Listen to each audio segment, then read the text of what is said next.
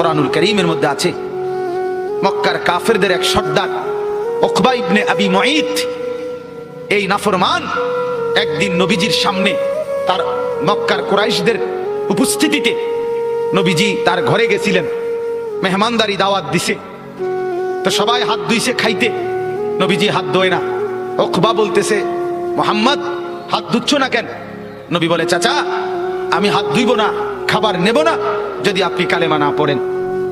উকবা বলে, হায় মুহাম্মদ, তুমি তো আমার আটকায় দিলা, এখন যদি মেহমান ফিরাই দেই তোমাকে, তাহলে গোটা মক্কায় ছিচি পড়বে, সর্দারের ঘর থেকে মেহমান না খেয়ে চলে গেছে, এটা তো আমি সইতে পারি না, যাও কালেমা পড়ে নিলাম।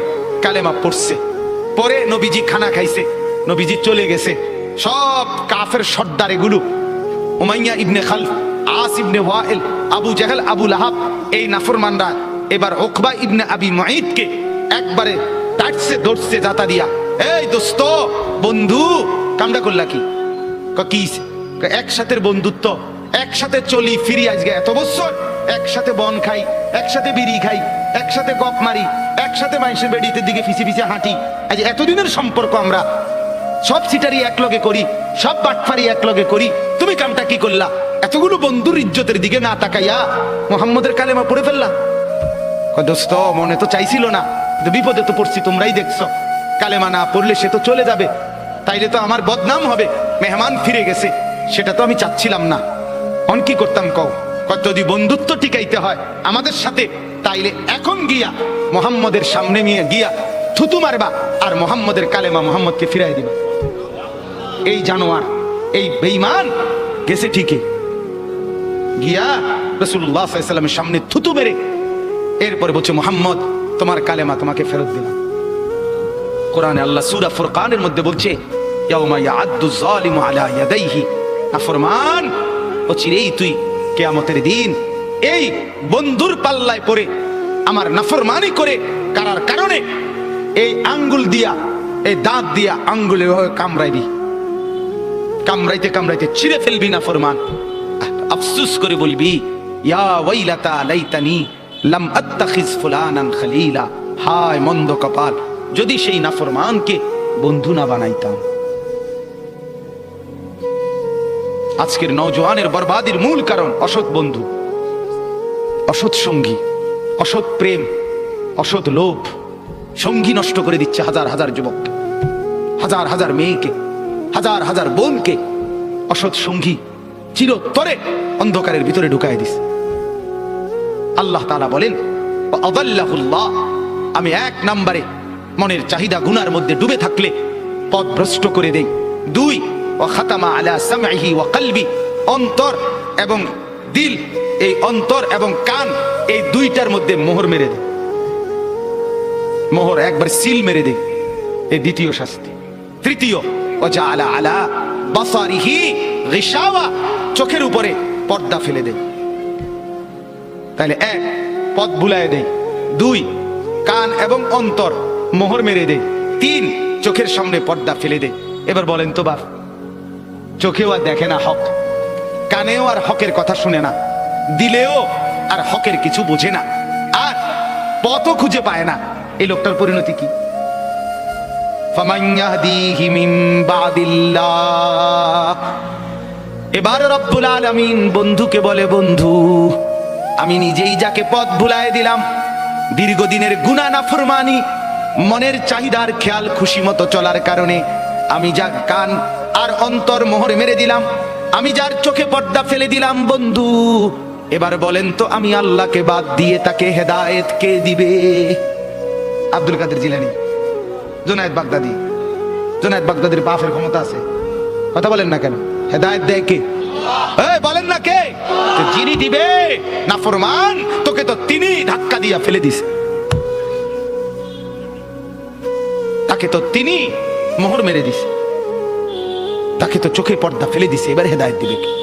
এই স্টেজে যদি 100 আব্দুল কাদের জিলানীও আসে কান্দে চিৎকারে, আল্লাহর কসম তোমারে তো আর কেউ বদলাইতে পারবে। যদি পারতো তো রাসূলুল্লাহ সাল্লাল্লাহু আলাইহি সাল্লাম তো নবীজির চাচা আবু তালেবকে ইমানদার বানাইতে পারতো, পারতো কিনা বলেন না? কি পরিমাণ কাদা কাঁদছে, নবী সাল্লাল্লাহু আলাইহি সাল্লাম আবু তালেবকে কালেমা পড়াবার জন্য কি পরিমাণ কাঁদছে, চেষ্টা করছে। শেষ মুহূর্তে বলছে, চাচা চাচা কালেমাটা পড়েন না। চাচা বলছে, না, মানুষের কাছে বেইজ্জতি হব, পড়বো না, মানুষ লজ্জা দিবে।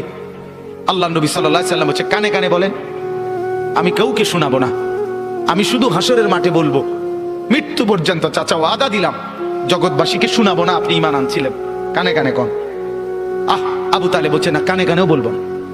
এবার নবী বলে চোখের পানি ফেলতে ফেলতে, চাচা এমনও কইতেন না তো, ঠিক আছে চাচা, আমি কালেমাটা পড়ি, আপনি শুধু ঠোঁটটা নাড়েন,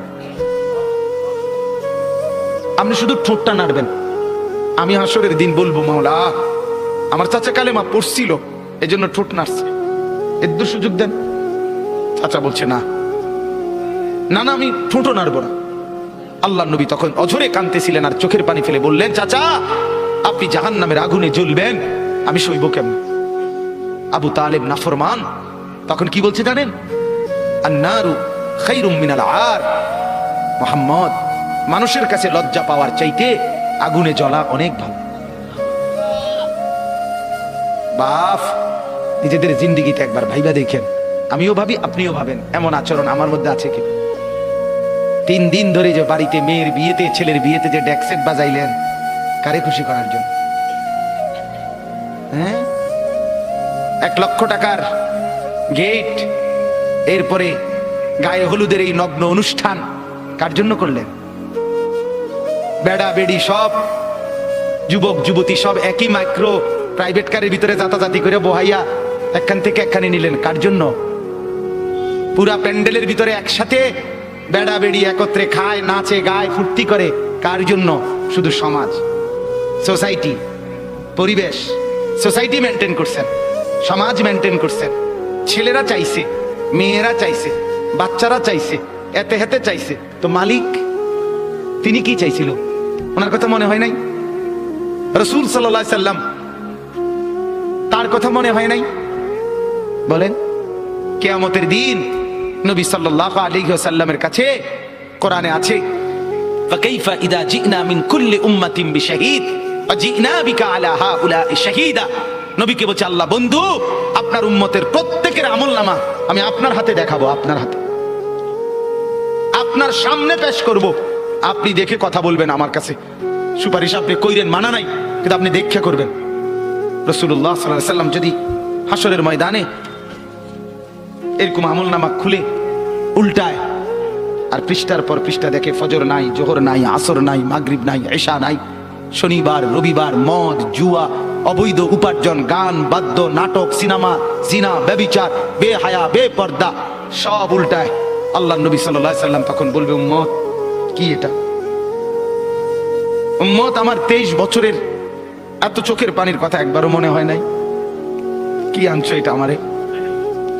উম্মত তুমি জানো না আমি যে তায়েফের পাথরের আঘাতে পুরা পিঠ চালনির মতো জাজরা বানায় ফেলছে আমার? শোনো নাই তুমি? আমারে যে উহুদের ময়দানে দান দান শহীদ করে রক্তাক্ত করছে, তুমি শোনো নাই? আমি যে 14 দিন পেটে ক্ষুধার তাড়নায় পাথর বাঁধছিলাম, উম্মত তোমার মনে নাই?